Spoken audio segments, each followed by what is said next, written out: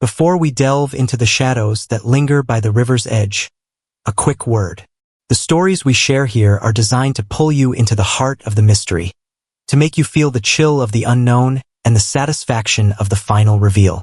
If you're a true connoisseur of crime, a seeker of secrets, and a follower of the intricate dance between detective and darkness, then you've found your home. Make sure you subscribe to the channel and hit that notification bell.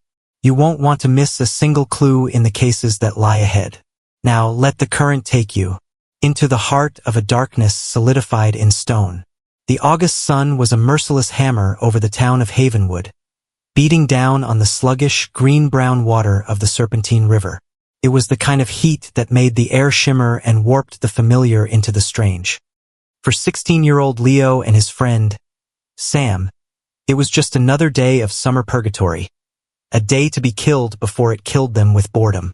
Their chosen method of execution was a misguided treasure hunt with a powerful magnet tied to a rope, a recent birthday gift to Leo that promised untold riches from the riverbed. So far, their haul consisted of a rusted bicycle frame, 3 dozen bottle caps, and what looked suspiciously like a 1980s toaster. "This is lame," Sam grumbled, wiping a sheen of sweat from his forehead with the back of a grimy hand. "All we're finding is junk. I thought we'd find, like, a sword or an old gun or something." Leo, ever the optimist, hauled the rope in, the magnet clanking against the concrete embankment. "You gotta be patient, man. The good stuff is deeper. We just need a better spot." They trudged along the parched riverbank, the cracked earth crunching under their worn sneakers. The river was lower than it had been in years, a result of the relentless drought that had plagued the state for months. Old sins, long submerged, were beginning to surface. Ancient tree stumps, skeletal and gray, clawed at the air. The rusted chassis of a Ford Fairlane, rumored to have been driven into the river by a jilted lover in the 60s, was now almost entirely exposed, its hollow eyes staring at the brassy sky. It was this newly revealed landscape of forgotten things that drew them to a spot beneath the old Blackwood Bridge. The bridge, a relic of iron and faded pride, cast a long, cool shadow over a particularly shallow stretch of water. Here, the riverbed was a mosaic of silt, smooth stones, and the occasional modern relic, a traffic cone, a lone tire. But something else was there, too, a shape that didn't belong. It was a block, a perfect, or near-perfect, rectangle of what looked like concrete, nestled in the mud. It was about the size of a large steamer trunk, its surface a uniform drab gray, incongruous against the natural chaos of the river floor. "Whoa, check that out," Leo said, pointing. "What do you think that is?" Sam squinted. "Probably just a piece of the old bridge supports that broke off." "No way," Leo countered, his treasure hunter's instinct flaring. "It's too neat. Let's get the magnet on it." He swung the rope, letting the powerful neodymium magnet fly. It landed on the block with a dull, unsatisfying thud. Concrete, as they were about to be reminded by basic physics, is not magnetic. "Told you," Sam said, already losing interest. But Leo was hooked. The unnatural shape of it, the deliberate placement, it felt like a secret. "There's gotta be something in it," he insisted. "Maybe it's a safe. People dump safes in rivers all the time in the movies." The idea, however far-fetched, was enough to reignite Sam's enthusiasm. For the next hour, they prodded and pushed at the block. It was immensely heavy, settled deep in the thick, sucking mud. They used a large piece of driftwood as a lever, their skinny arms straining, faces red with exertion. Grunting and swearing, they managed to shift it, just an inch or two at a time, until one corner was prized up from the riverbed's grip. And that's when they smelled it. It was a smell that defied simple description. It was sweet and foul, a cloying, heavy odor of decay that seemed to coat the back of the throat. It was the smell of old meat left in the sun, but with a deeper, more elemental wrongness to it. It was the smell of death, concentrated and contained, and now, finally, released. The boys recoiled, gagging. "Oh, gross! What is that?" Sam sputtered, clutching his nose. Leo, pale and suddenly feeling sick, stared at the corner of the block they had lifted. A dark, Viscous fluid was seeping from a crack in the concrete, pooling in the muddy water. And embedded in the gray matrix, almost invisible until you were looking right at it, was a small swatch of blue fabric. It looked like denim.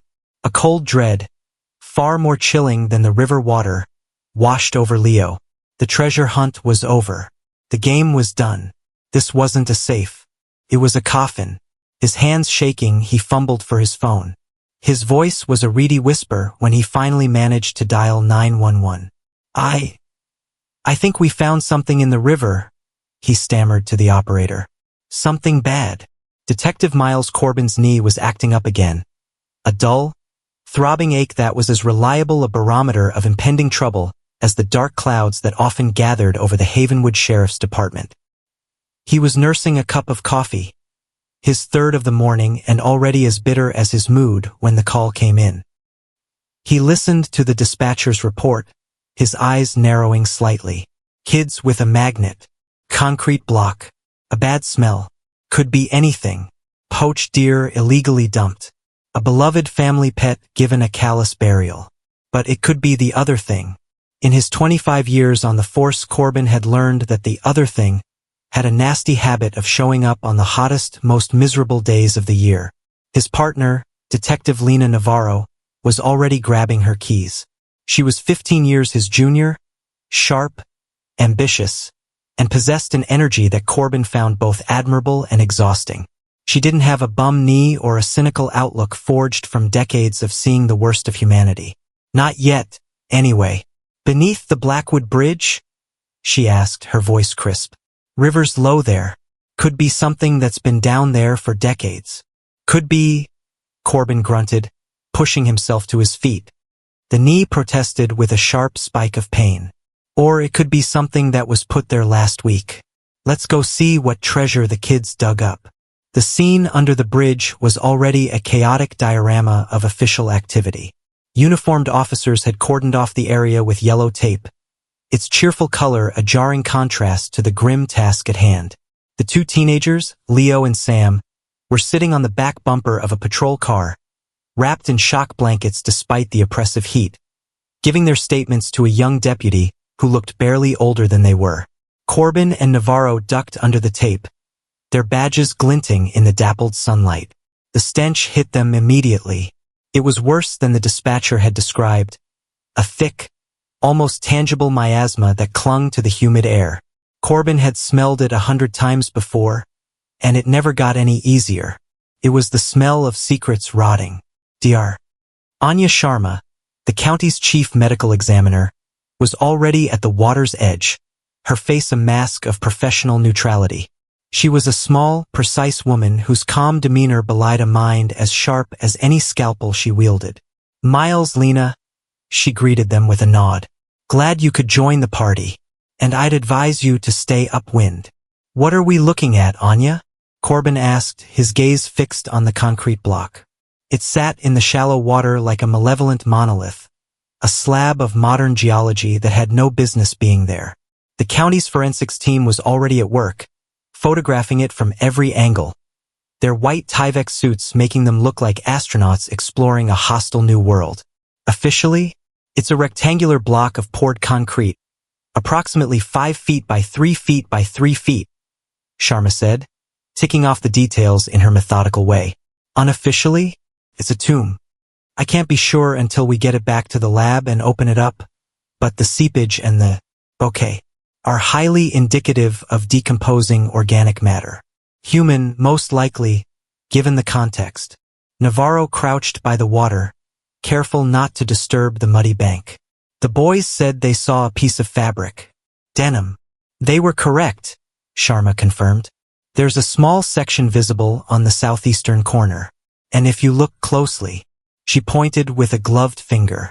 There's what appears to be a strand of hair embedded near the bottom edge. Corbin squinted, following her direction. He could just make it out, a long, dark strand trapped in the concrete like a fossil in amber. It was a tiny, intimate detail that made the whole grotesque scene suddenly horribly personal. This wasn't just a block of concrete. It was a final, brutal resting place. Someone had been sealed inside. The recovery was a long, arduous process. The sheriff's department didn't have the equipment for a lift this heavy and delicate, so a heavy-duty crane had to be requisitioned from a construction company in the next county. Hours ticked by. The sun beat down. The press arrived, their cameras and microphones held at bay by the yellow tape, a pack of hungry wolves sensing a kill. Corbin used the time to talk to the boys. Leo was quiet, his face pale, his eyes still wide with a mixture of fear and morbid fascination. Sam was more talkative, almost boastful, recounting their discovery with a nervous energy that failed to mask his underlying terror. Corbin listened patiently, his questions gentle. He knew the boys would be telling this story for the rest of their lives. The day their summer fun turned into a nightmare. "Did you see anyone hanging around here recently?" Corbin asked. "Any cars or trucks parked on the bridge that seemed out of place?" They both shook their heads. "They came here all the time," they said. "It was their spot. No one else ever came down here." As the crane was finally maneuvering into position, its heavy engine a low growl that echoed under the bridge, Navarro came over to Corbin, her tablet in hand. "Just ran a preliminary check on missing persons," she said, her voice low. "Going back 10 years in Havenwood and the surrounding counties. There are dozens, Miles. Men, women, even a few kids. The problem is, without a preliminary ID, we're shooting in the dark. This person or people could be from anywhere." "Let's not get ahead of ourselves," Corbin said, though he knew she was right. "One step at a time. Let's see what Anya finds when she cracks that thing open." The crane's powerful winch lowered heavy-duty straps, which the forensics team carefully looped around the concrete block. The crane operator, a grizzled man with a face like a road map, took his cues from the lead tech. Slowly, carefully, the slack on the straps tightened. With a groan of metal and a great, sucking sound from the mud, the block lifted from the riverbed. Water and sludge streamed from its underside. It swung gently in the air, a pendulum marking a moment of grim revelation. As it turned, something became visible that hadn't been before. A second piece of fabric, this one a fragment of red cotton, was stuck to the bottom. And next to it, something else. Something small and white. "Hold it!" Corbin yelled, stepping forward. "Zoom in on that," he said to one of the forensic photographers. The photographer complied, the long lens of his camera extending. The image appeared on his camera's small screen and then was relayed to Navarro's tablet. It was a piece of bone. Small, delicate, and unmistakably human. Phalanx. Finger bone. But it was too small to be an adult's. Dr. Sharma swore softly, a rare crack in her professional armor. "Get that to the morgue," she commanded the crane operator, her voice tight.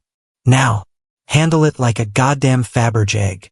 As the block was carefully lowered onto a flatbed truck for its solemn journey to the county morgue, a chill ran down Corbin's spine that had nothing to do with the setting sun. Two different pieces of fabric. A finger bone that looked like it belonged to a child or a very small woman. He looked at Navarro and saw the same dreadful calculation in her eyes.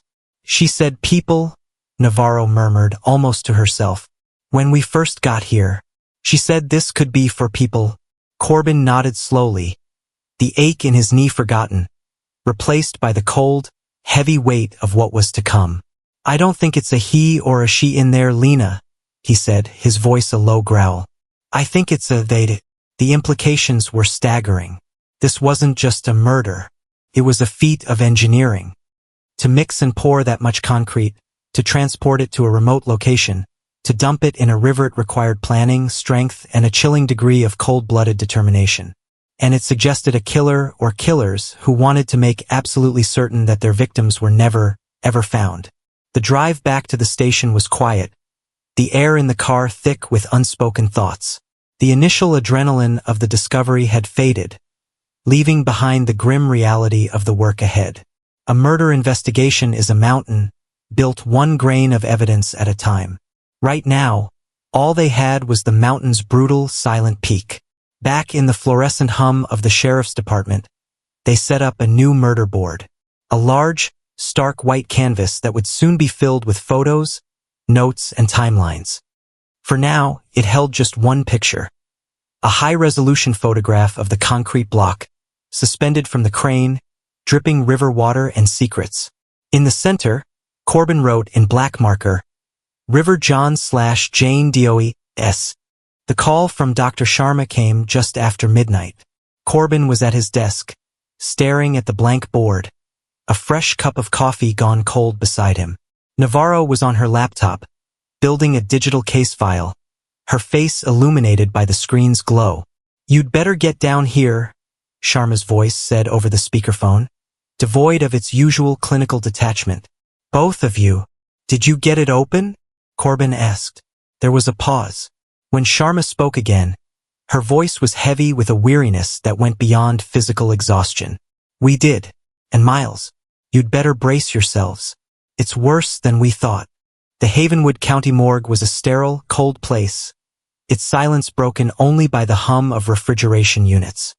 The smell of antiseptic barely masked the underlying metallic tang of blood and the faint, sweet odor of death. In the main autopsy suite, under the harsh white lights, the scene was one of meticulous, grim deconstruction. The concrete block, or what was left of it, sat in the center of the room. A forensic team had used diamond-tipped saws and heavy chisels to carefully break it apart, piece by piece. The process had taken hours. What they had uncovered was now laid out on two separate, steel gurneys. Corbin felt the air leave his lungs.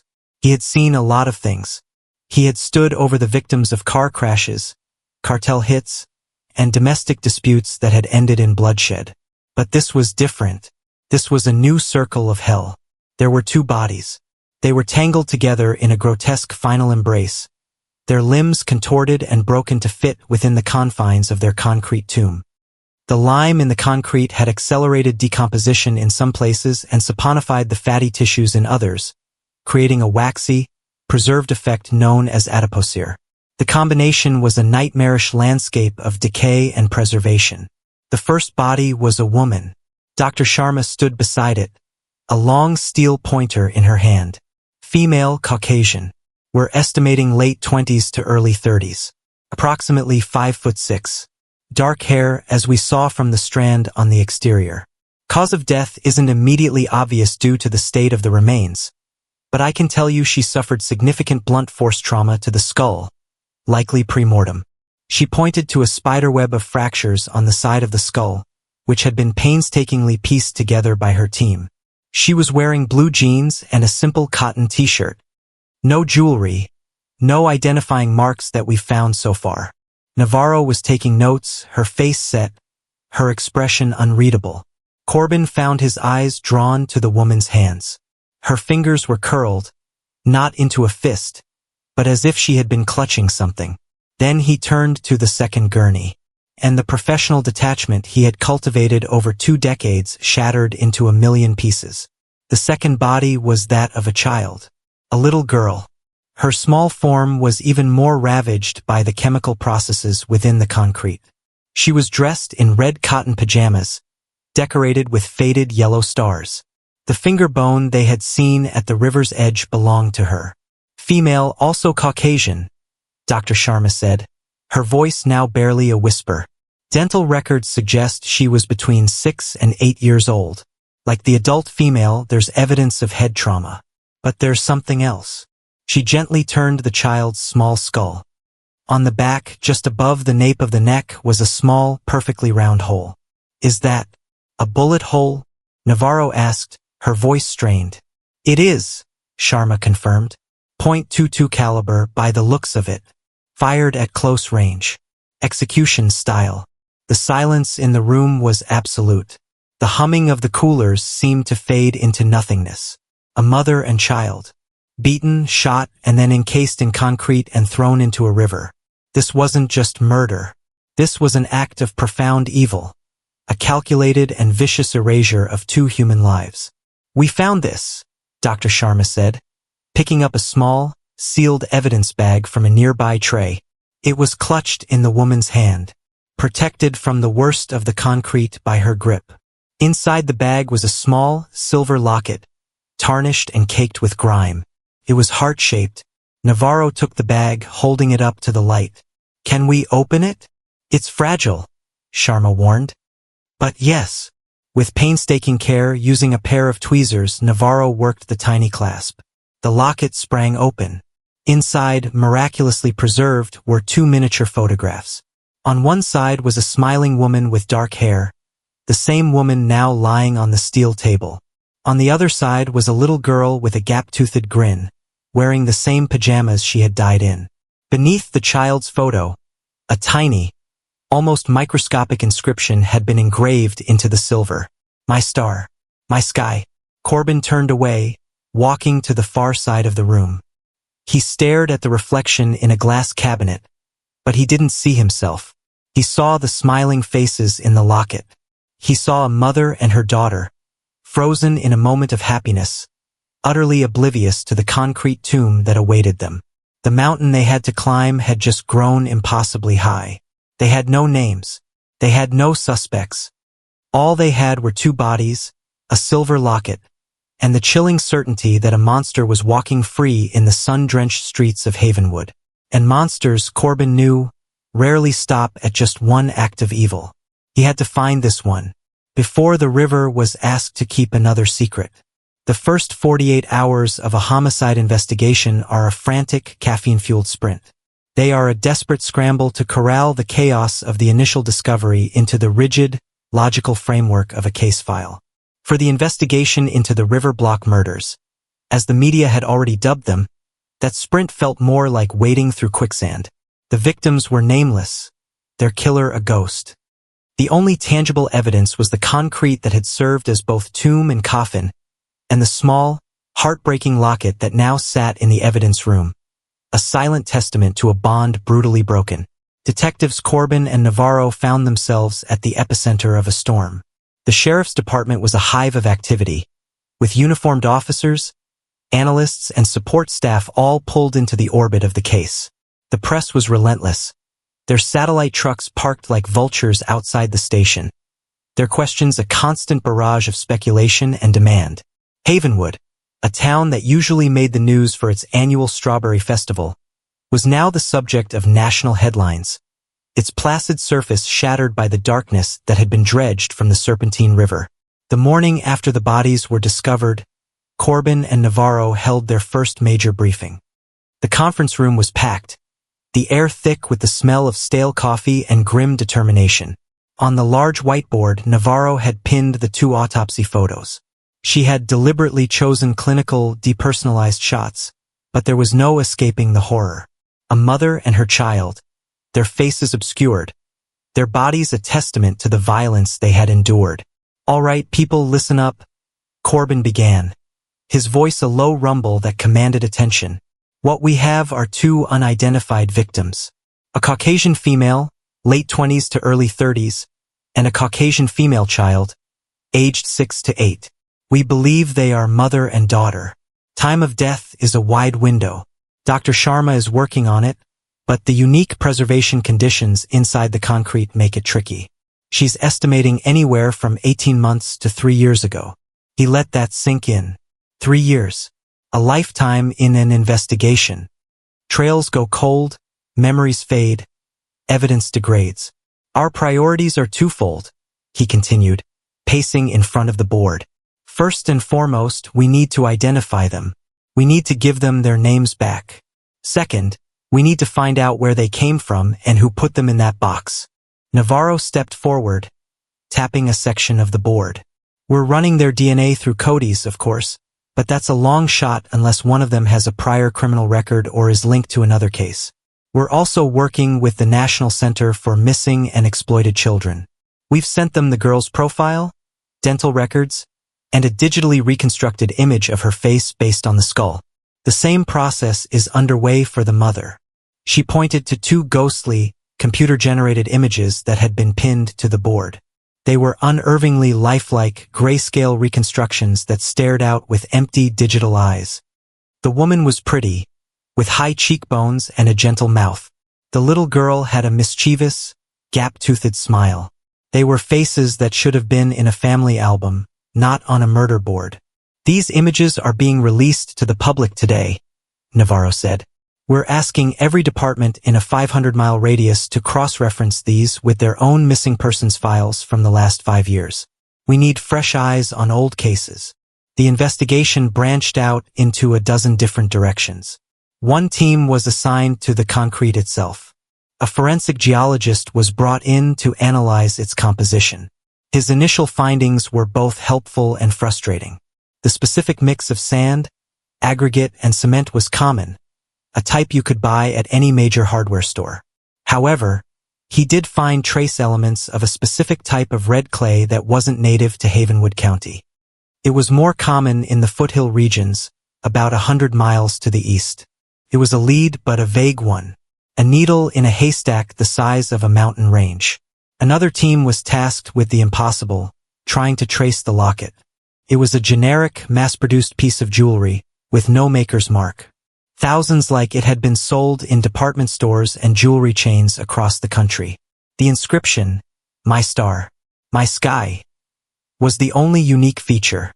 It was poignant and personal, a line from a lullaby or a private term of endearment, but it wasn't searchable in any database. Corbin took on the grueling task of reviewing cold cases. For days, he sat in his office, surrounded by stacks of files, his world reduced to the faded photographs of the missing. He looked into the eyes of runaway teens, estranged wives, and women who had simply vanished from their lives, leaving behind bewildered families and unanswered questions. Each file was a story of quiet tragedy, a life interrupted. He compared their faces to the reconstructed image of the woman from the river, hoping for a flicker of recognition, a match that would break the case open. But each time he was met with a dead end. The woman in the concrete block was none of them. It was as if she and her daughter had ceased to exist, leaving no trace, no one to report them gone. Navarro, meanwhile, focused on the location. The Blackwood Bridge was remote, but not entirely isolated. She and a team of deputies spent days canvassing the area, knocking on the doors of the few farmhouses and isolated homes within a 5-mile radius. They spoke to fishermen, hunters, and local teenagers who used the area as a hangout spot. The story was always the same. No one had seen anything. No one remembered a large truck or van near the bridge late at night. No one had heard the sound of a concrete mixer. The sheer logistics of the crime were baffling. The block weighed over 2,000 pounds. It would have required a heavy-duty vehicle, possibly with a winch or a lift, to get it to the bridge and dump it into the river. Such an operation, even in the dead of night, would have been noisy and conspicuous. How had no one seen or heard anything? It suggested a killer with an intimate knowledge of the area, someone who knew the patrol schedules, the habits of the locals, and the exact spot where their terrible secret would be swallowed by the river. Weeks turned into a month. The initial media frenzy died down, replaced by the slow, grinding work of the investigation. The murder board grew more cluttered, filled with dead-end leads, cleared suspects, and frustratingly vague clues. The faces of the mother and child stared out from the center of it all, their silent plea for justice growing more insistent with each passing day. The case was going cold, and the weight of it was beginning to press down on everyone, especially Corbin. He started having trouble sleeping. When he did, his dreams were filled with the image of the little girl's skull and the neat, black hole at its base. He would wake up in a cold sweat, the sound of a .22 caliber shot echoing in the silence of his lonely house. This case was getting under his skin in a way no other had. It was the child, the calculated cruelty of her death, the finality of her concrete gravite tapped into a deep, primal fear that every cop, every parent, every human being carried within them. One sweltering afternoon in late September, Navarro walked into Corbin's office with a look on her face he hadn't seen before. It was a flicker of excitement, a spark in her usually tired eyes. "I think I've got something," she said, pulling up a chair. "It's a long shot, but it's the first thing that's made any sense." She had been going through old dispatch logs, looking for any reports related to the Blackwood Bridge area from the estimated time of the murders. It was a mind-numbing task, sifting through years of calls about illegal dumping, teenage parties, and the occasional fender bender on the bridge itself. 3 years ago in October, she said, turning her laptop towards him. A call came in from a guy named Albert Finney. He owns the old, dilapidated farm about a mile downriver from the bridge. He called to report a suspicious vehicle. A white work van, no logos, parked on a dirt access road leading to his property. He said it was there for 2 nights in a row. Did a deputy check it out? Corbin asked, leaning forward. Yeah. By the time the deputy got there the second night, the van was gone. The deputy drove down the access road, didn't see anything out of the ordinary, and closed the call. Nothing to it. Except the timing, Corbin said, the pieces starting to click in his mind. It's within our window. A work van. That's the kind of vehicle you'd need to transport something heavy. And an access road. That gets you close to the river without being seen from the main road. Exactly, Navarro said. And get this. I pulled the satellite imagery for that area from that week. The resolution isn't great, but you can see it. A white van parked right where Old Man Finney said it was. And the next day, look, she zoomed in on the image from the following day. The van was gone.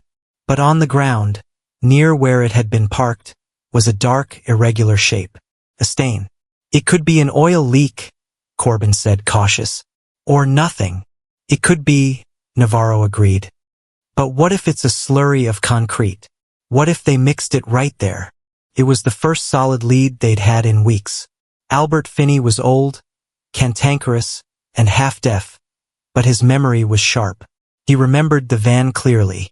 He told Corbin and Navarro that he hadn't thought much of it at the time, assuming it was hunters or kids. But he did remember one other detail. The second night, when I saw it again, I got a little closer, the old man said, stroking his white beard. Didn't want to spook him, but I wanted to get a look.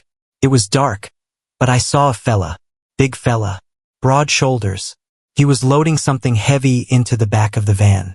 Looked like sacks of something. Cement, maybe. He had seen one man. But could one man handle a 2,000-pound block of concrete on his own? It seemed unlikely. The forensics team went back to the access road. The stain Navarro had seen on the satellite image was long gone, washed away by 3 years of rain and snow. But they did a thorough sweep of the area. And they found something. Half buried in the dirt, tangled in the roots of a scrubby pine tree, was a single muddy work boot. It was a man's boot, size 12. It was a common brand, but inside, faded but still legible, was a small, handwritten initial, a capital J. The boot and the initial were not enough to crack the case, but they were a start, a direction. They were looking for a big man, probably with a background in construction or manual labor, who drove a white work van 3 years ago and whose name might start with a J. It was still a needle in a haystack, but at least now they knew which haystack to search. The real breakthrough, however, came from a different, unexpected quarter. It came from a dusty corner of a police department 3 states away. A detective in a small town in Colorado was reviewing a cold case file. A young woman and her 7-year-old daughter had vanished 4 years ago. The woman, Jennifer Albright, had been in a bitter custody battle with her estranged husband, a man named Jonathan Renfro. Renfro was a contractor, a large, physically imposing man with a history of domestic violence. He drove a white work van. His shoe size was 12. Jennifer and her daughter, Sky, had disappeared without a trace. Their car was found abandoned at a bus station, a classic misdirection. Renfro had a solid alibi for the day they disappeared, and with no bodies, the case eventually went cold. The Colorado detective saw the national news report on the River Block murders. He saw the reconstructed faces of the Jane and Jane Doe from Havenwood. He felt a jolt of recognition. The woman looked strikingly similar to Jennifer Albright. He pulled up a photo of Jennifer's daughter, Sky. She had the same gap-toothed smile as the little girl in the reconstruction. He made the call. When the email arrived in Navarro's inbox, with the subject line, Possible ID, Havenwood Jane does, her heart hammered in her chest. She opened the attached files. There were photographs of Jennifer and Sky Albright, a smiling, vibrant mother and her bright-eyed daughter, posing at a birthday party. The resemblance to the reconstructions was uncanny. But the final confirmation came from a different photo. It was a candid shot of Jennifer, wearing a silver, heart-shaped locket. Navarro printed the pictures and walked into Corbin's office, her hands trembling slightly. She laid them on his desk without a word. Corbin stared at the photos, then at the reconstructions on the murder board.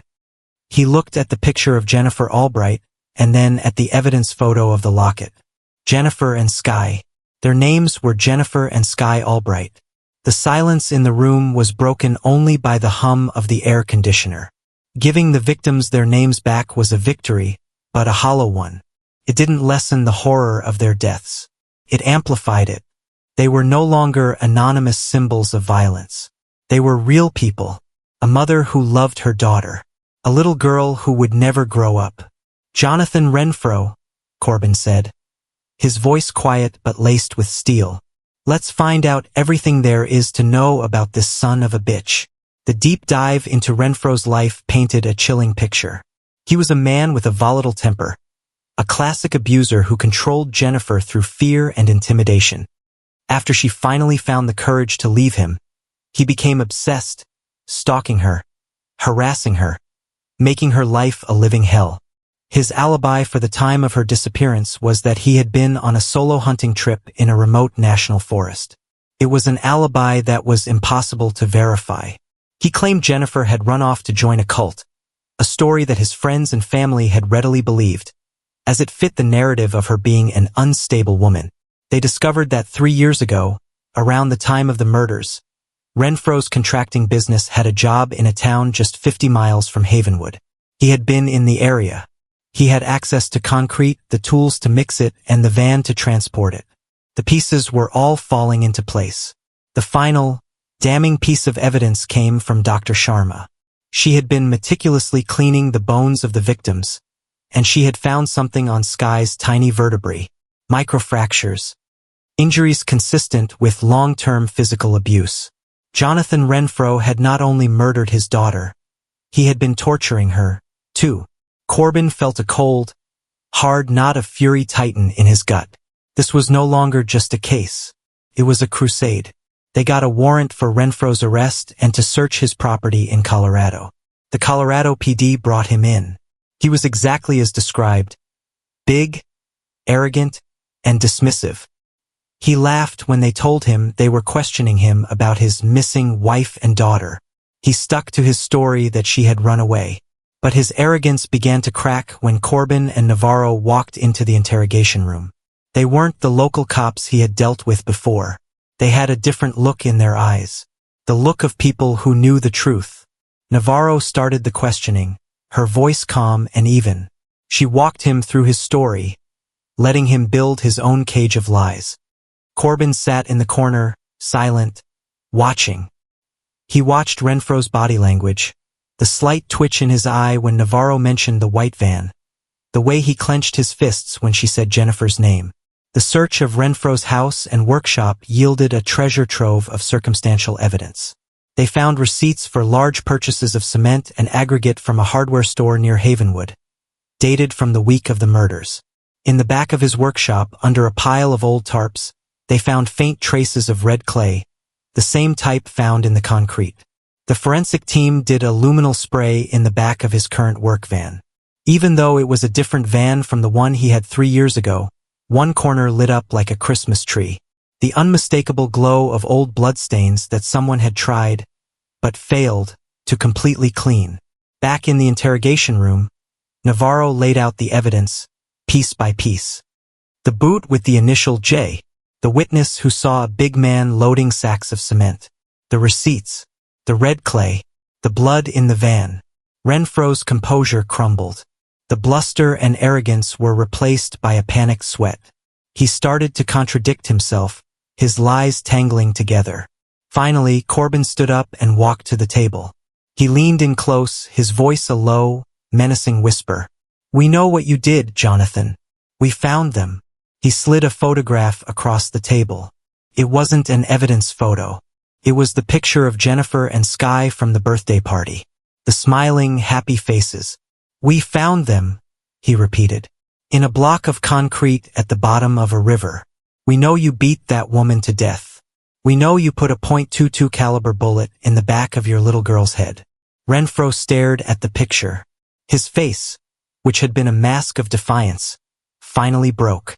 A strangled sob escaped his lips. The monster had finally been dragged into the light. But then, something shifted in his eyes. The panic was replaced by a familiar, chilling arrogance. He looked up at Corbin, a sneer twisting his lips. You can't prove a thing, he spat. You have a boot, some dirt, and a receipt. That's circumstantial. You have no murder weapon. You have no confession. You have nothing. He leaned back in his chair, a smug look on his face. He was right. They had a powerful circumstantial case, but a skilled defense attorney could pick it apart. They needed more. They needed something that tied him directly and irrefutably to the bodies. Corbin looked at Navarro. The elation of finding their killer was rapidly being replaced by the cold fear that he might just get away with it. They were close, so close. But in the fight for justice for Jennifer and Sky Albright, close wasn't going to be good enough. They needed a final, undeniable piece of the puzzle. And they had no idea where to find it. The interrogation of Jonathan Renfro was a masterclass in narcissistic deflection. He was a wall of smug denial, a fortress of lies built brick by brick over 3 years. He admitted to being in the Havenwood area, claiming he was scouting potential job sites. He admitted to buying the cement, but insisted it was for a small, unrecorded side job, a patio for a client whose name and address he conveniently couldn't recall. The blood in his old van must have been from a deer he hit. The boot? He lost them all the time. For every piece of evidence Corbin and Navarro threw at him, he had a half-plausible, maddeningly simple explanation. He waived his right to a lawyer, a classic move of an arrogant perpetrator who believes he is smarter than the police.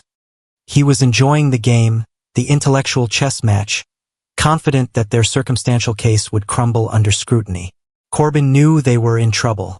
A DA could indict on what they had, but a conviction would be a knife-edge vote, entirely dependent on a jury's willingness to connect the dots. Renfro's defense would paint him as the victim of a tragic abandonment, a grieving husband and father now being railroaded by overzealous cops. They needed a nail for the coffin. One solid, physical piece of evidence that directly linked Jonathan Renfro to the bodies of his wife and daughter. They had torn his house, his workshop, and his vehicles apart. They had found nothing. No .22 caliber pistol. No bloody clothes. No forensic link to the concrete tomb. The man was meticulous. He had planned the perfect crime.